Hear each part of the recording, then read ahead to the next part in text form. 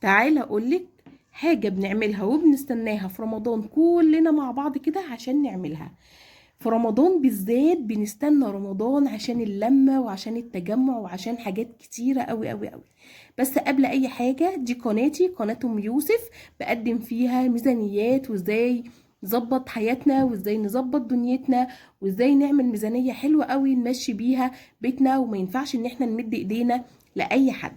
بس قبل أي حاجة يلا نصلي على الرسول. اللهم صلي وسلم وزد وبارك عليك يا حبيبي يا شفيعي يا رسول الله. وتعالوا نبدأ الفيديو بتاعنا النهاردة. عادة كل المصريين بيعملوها، يعني احنا بنستنى رمضان عشان كده. ازاي نستعد ليها؟ ازاي نبدأ نستعد ليها من دلوقتي؟ وما تقوليش لسه بدري، هو ما بقاش لسه بدري. يلا كده نبدأ ونقول بسم الله.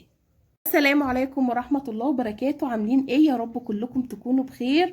النهاردة فيديو يعني من الفيديوهات اللي انا فعلا فكرت فيها كويس جدا جدا ان احنا لازم نستعد ليها من دلوقتي.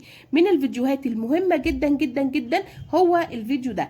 بس قبل اي حاجة حطي لايك للفيديو واشتركي في القناة لو انتي لسه ما اشتركتيش، وصلي على الرسول في الكومنتات تحت. اللهم صلي وسلم وزد وبارك عليك يا حبيبي يا شفيعي يا رسول الله. وتعالوا نعمل النهارده، بصوا، فكرة حلوة جدا جدا جدا نبدأ نجهز لها من دلوقتي عشان ما يجيش علينا رمضان ونقول يا ريتنا كنا عملنا حسابها من قبلها. هي ايه يا ام يوسف اللي انت عمالة تكلمينا فيه؟ هي فكرة عزومات رمضان.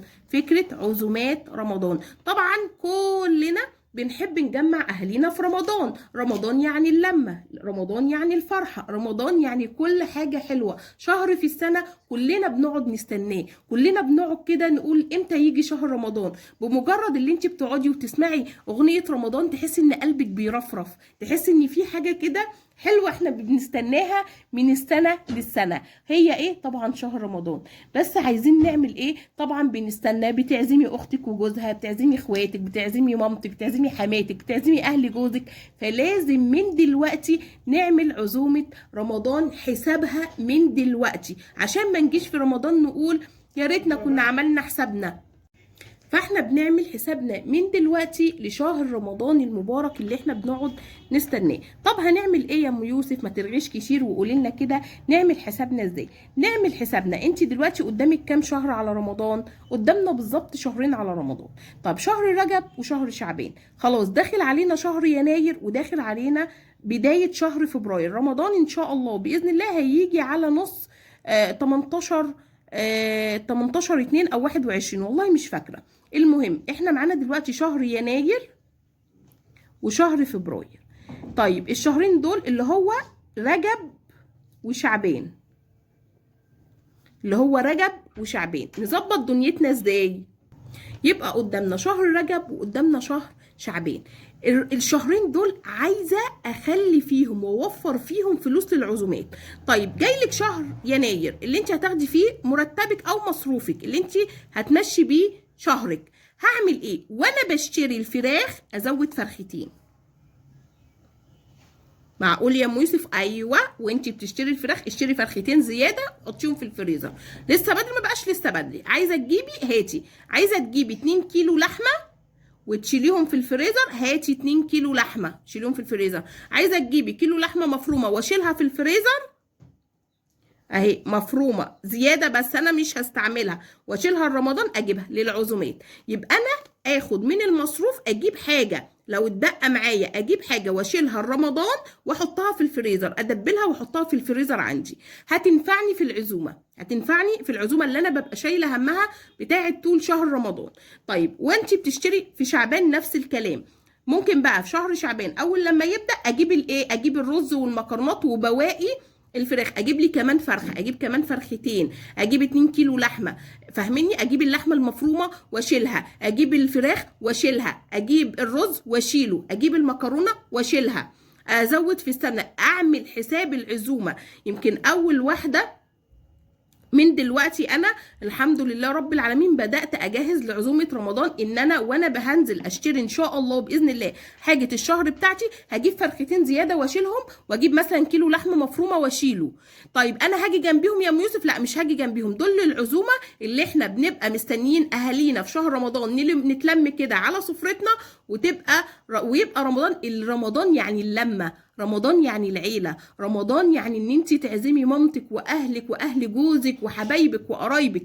هو ده رمضان، هو ده رمضان اللي انت تصلي وتعبدي ربنا واللمة العيلة دي اللي هي صلة الرحم.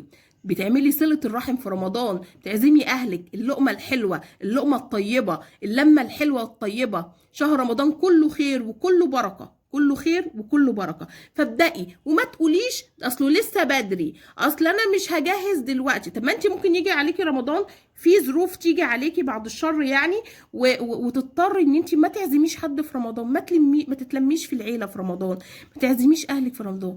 فانت اعملي حسابك من دلوقتي، هاتي اكل بزياده، اتبقى معاكي 200 جنيه هاتي بيهم والله كيلو الا ربع لحمه مفرومه واشيلهم، هجيب بيهم 2 كيلو رز زياده و2 كيلو مكرونه للبشاميل اللي انا هعمله، هجيب بيهم صلصه وافرزها تنفعني للتسبيكه بتاعه التقليه بتاعه المحشي، هجيب كرنبايه وافرزها واحطها في الفريزر. انتوا فاهمين قصدي ايه؟ مش هتخسر، اعمل حسابي من دلوقتي لعزومه رمضان. طبعا احنا مش الحياه طبعا غاليه وكده، فهتعملي عزومه مره واحده مثلا، هتجمعي اخواتك اهلك حسب ما انت هتلميهم، عايزه تعملي في رمضان العزومه بتاعتك. فالعزومات الحاجه اللي انت هتجيبيها مش هتخسرك، بل هترفع براسك قدام اهلك، هترفع براسك قدام حبايبك واهلك واهل جوزك واهلك. هتعملي عزومه لاهلك وامك واخواتك، هتعملي عزومه لاهل زوجك. ما هو انا ما ينفعش اعزم اهلي بس واهل زوجي، لا، ده الاساس، يعني الاساس زوجي لان هو اللي ماسك البيت وهو اللي بيصرف على البيت، فلازم زي ما اعزم اهلي لازم اعزم اهل جوزي، وهي دي الاصول، يعني هي دي الاصول، احنا صعايده وتربينا على كده. طيب يبقى انا اعمل ايه؟ يبقى انا اعمل حسابي والله مش عايزه تجيبي فراخ، مش عايزه تجيبي لحمه، اتوفر معاكي 500 جنيه، توفر معاكي 500 جنيه عرفتي تشيليهم على جنب للعزومه كان بها. توفر معاكي 300 جنيه مش عارفه تعملي بيهم ايه، شيليهم على جنب كان بها. عايزه تجيبي رز مكرونات منظفات الكلام ده هاتي وتشيليها، قصدي سوري يا بنات، تجيبي رز مكرونات سمنه زيت بيهم هتنفعك، هاتي. في كلتا الحالات مفيش حاجه في البيت بتخسر، مفيش حاجه في البيت بتخسر، هتجيبي لان انتي غصب عنك بنعزم اهالينا وبنعزم اهلنا، فلازم ان انا اجهز لليوم ده، يوم لاهلي ويوم لاهل زوجي، يبقى انا عايزه عزومتين، فاهمين قصدي ايه؟ طيب العزومتين دول طبعا بيتكلفوا، طب انا عايزه اعمل حسابي، يعني عايزه اعمل حسابي، عايزه تشيلي فلوس شيلي فلوس، عايزه تشيلي فراخ ولحمه شيلي فراخ ولحمه، عايزه تجيبي بيهم رز ومكرونات ينفعوا بزياده هاتي، بس اهم حاجه من دلوقتي ابداي اجهزي للعزومه. عندك شهر يناير وشهر فبراير من اوله هتجيبي بيهم حاجه رمضان. طبعا احنا مش بنعزم اول يوم، احنا اول يوم بيبقى احنا عند يعني كل واحده عند مامتها واهلها. طيب ممكن بقى بعد ما يعدي اسبوع كده من رمضان تبداي بقى تجهزي لعزوماتك. فالحاجات دي بتملى البيت فرحه وبتملى البيت سبحان الله سبحان الله، تحس ان الخير بيجي في شهر رمضان، الخير بيجي لشهر رمضان.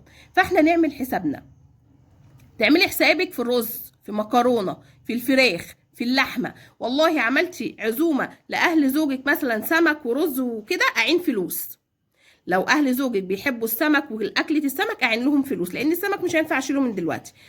لو اهل زوجك بيحبوا مكرونات بشاميل محشيات الكلام ده اجيب اللحمه المفرومه واشيلها، مش هتخسر في اي حاجه، اجيب كيلو لحمه مفرومه للبشاميل مثلا واشيله، اجيب مثلا الفراخ واشيلها فرختين او 3 واشيلهم، لو معاكي باقي الفراخ دلوقتي رخيصه عايزه تجيبيها وتشيليها هاتي وشيلي. عايزه تجيبي سمك، لا بتعزمي اهلك مثلا على سمك، خلاص السمك هشيله فلوس. طب فراخ ولحمه، لا ابدا اجهز للفراخ واللحمه من دلوقتي اول شهر يناير اهو داخل علينا، هتاخدي مصروفك. لو هجيب فرختين واشيلهم لو هجيب كيلو لحمه مفرومه واشيله، لو هجيب كيلو لحمه واشيلها، لو هجيب 2 كيلو رز زياده واشيله، ازازه زيت زياده واشيلها، علبه سمنه زياده اشيلها. فكل دوت مش هيخسر معاكي. شهر رمضان ايامه ما شاء الله حلوه وفيها بركه، وكل يوم بنعمل اكل، كل يوم بنعمل اكل. الواحد بيبقى صايم والجو ساقعه وداخل علينا واحنا في الشتاء، فالواحد بيبقى صايم، بيبقى عايز ياكل اكله حلوه، لو حتى دبوس فرخه وحبه رز، لو دبوس فرخه وحبه رز. لان الواحد صايم، ما ينفعش اكون صايمه طول النهار واجي اكل مثلا ايه فول بقوطه وجبنه. هو يعني بيبقى الواحد صايم بقى، احنا بناكله كده كده على السحور. على الفطار ده انا لو هعمل وركين والله العظيم وهقسم الوركين نصين، لو كل عيل خد قطعه فراخ بس احسن من يعني العيل بيبقى صايم وانت بتبقي صايمه وبتبقي هفتانه عايزه تاكلي. فاهمين قصدي ايه؟ بتبقي عايزه تاكلي. فاحنا نعمل حسابنا يا جماعه من دلوقتي، مش هتخسري اي حاجه، مش هتخسري اي حاجه. اعملي حسابك. عارفين انتوا ايه؟ اللي يحسب حساباته في الهنا يبات، على رأي نور الشريف في مسلسل لن أعيش في جلباب أبي. اللي يحسب حساباته في الهنا يبات، يعني تحسبي حسبتك تتهني، اما اللي تسيبيها كده حياتك زي ما بيقولوا ملخبطه، ما يجي وقتها، اما يبقى ان شاء الله كده يجي رمضان. لا، تيجي في رمضان، رمضان عندك لبس عيد، عندك فطرة العيد، عندك كحك وبسكوت، عندك العزومات، عندك اكل وشرب رمضان. كل ده كتير عليكي، كل ده كتير عليكي، مصاريفه كتير قوي. فابدا اعمل حسابه من دلوقتي، وابدأي واسعي، وربنا يعيننا كلنا على الايام اللي جايه. هي ايام جميله، وتحسي وانت بتصرفي فيها انت بتبقي مبسوطه. شهر في السنه بنستناه، والعيد. كل سنه وانتم طيبين، وربنا يجعل سنه رمضان مبارك علينا كلنا. اللهم بلغنا رمضان لا فاقدين ولا مفقودين. يا رب يكون الفيديو عجبكم، ولو استفدتي منه بحاجه واحده بس حطي لي لايك للفيديو واشتركي في القناه لو انت لسه ما اشتركتيش. واسيبكم في رعايه الله، مع الف سلامه. قناتي قناه ام يوسف، واوعوا تنسوا تصلوا على الرسول. اللهم صل وسلم وزد وبارك عليك يا حبيبي يا شفيع يا رسول الله. مع الف سلامه.